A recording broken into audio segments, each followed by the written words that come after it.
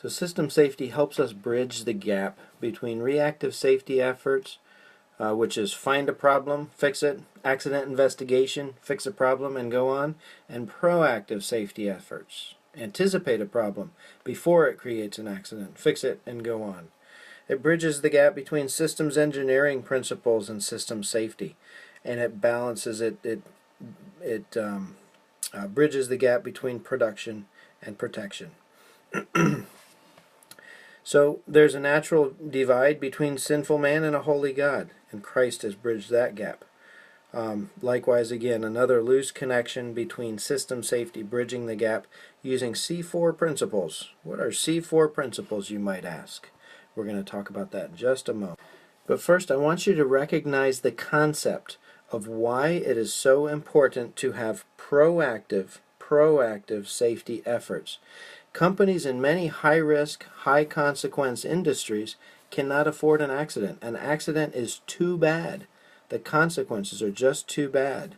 Is it okay for a commercial airliner to crash over U.S. soil? Would that be publicly acceptable? No. How about just one nuclear reactor meltdown? What's the fallout from that? How about just one oil spill?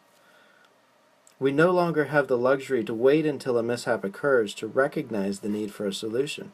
Too much damage and cost would already have been involved. We now must anticipate and conquer the hazards before that triggering event that unleashes the chain that leads to a mishap. This is where system safety comes in and bridges that gap. One of the neat things about system safety is that it is a continuous loop process. Closed loop process meaning that it is continually re-evaluated. Remember that safety is a relative term. It's not something that is achieved and then the company can rest assured that they will always be safe.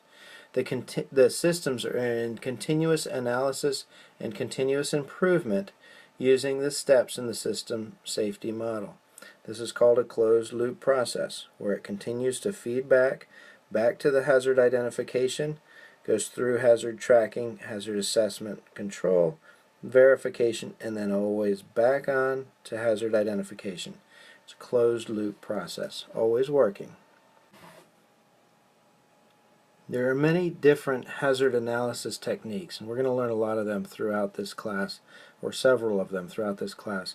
Unit 2 is actually designed around the system's life cycle stages. There are several different stages in a system's life cycle, from concept, development, production, utilization, and then retirement is actually at the end. But and they call them different things. Actually, your different texts, 3 different texts that you have for reading assignments this week, call the different stages in the life cycle's development different terms. The concept is the same though, and hazard analysis techniques can be specifically related to the stage in which your system is in development. And so in Unit 2, we're going to start with the concept stage. We'll talk about System Safety Management Plan. We'll talk about preliminary hazard analysis. Then we'll move to the development stage, and we will talk about subsystem hazard analysis, and we're going to move on from there. But the actual analysis techniques that we discuss will be designed to fit within the life cycle stages of the system. To fully bridge the gap between systems engineering and safety engineering, production and protection, to fully bridge the gap, your Glissman text identifies 3 separate but complementary entities that should be working in concert with each other. That is management, systems engineering, and safety tools. We spoke briefly at the beginning of this presentation about the C4 concept.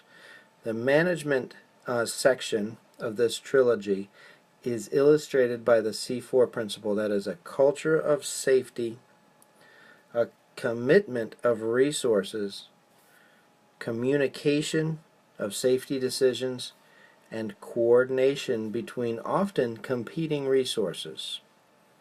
Systems engineering provides the methodology, which is policies and procedures required to implement and maintain a system safety management plan.